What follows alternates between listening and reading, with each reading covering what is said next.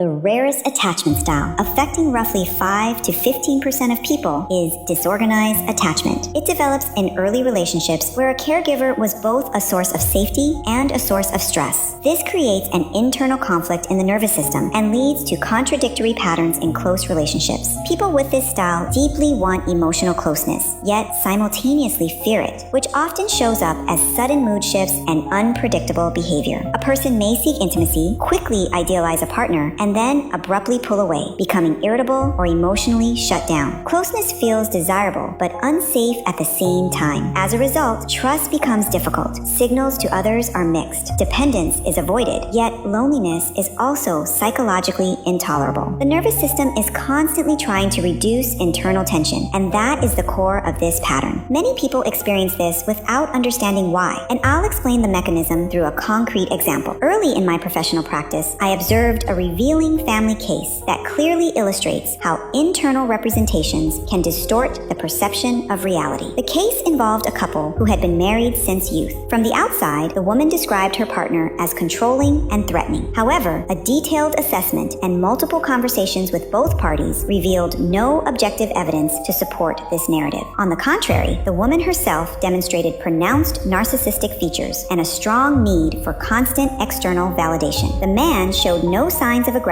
was socially functional, employed, and the conflicts in the relationship were episodic and situational rather than pervasive. The core issue was that the woman had developed a persistent internal image of threat that gradually came to be experienced as reality. This image was sustained by fear, dependency, and early life experiences rooted in childhood, rather than by her partner's actual behavior. The key factor in such cases is not an external source of danger, but the projection of an old internal scenario onto a close relationship. Attempting to eliminate the perceived external source of fear rather than recognizing and working through the internal image leads to distorted decisions and serious consequences for everyone involved. It is important to understand that fear, once formed internally, does not disappear simply because circumstances change. It will continue to reproduce itself until the person begins to work with their own inner structures. This is why psychology places such emphasis on self-observation, perceptual correction, and responsibility for one's internal representations. Supporting others, fostering a sense of safety, and maintaining conscious awareness of one's own reactions are what genuinely reduce the risk of destructive patterns and what distinguish psychological maturity regardless of cultural or ideological context.